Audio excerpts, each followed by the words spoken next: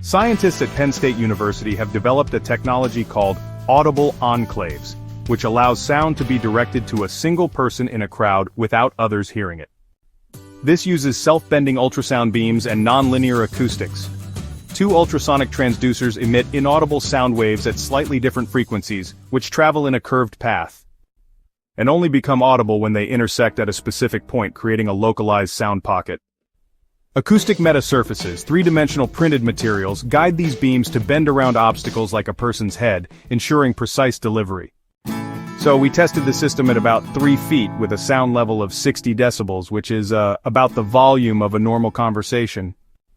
The technology, really has potential applications in personalized audio for places like museums, libraries, or vehicles, and even for noise cancellation in busy urban settings. There are some challenges, including nonlinear distortion that can affect sound quality, high energy consumption, and, safety concerns about prolonged ultrasound exposure.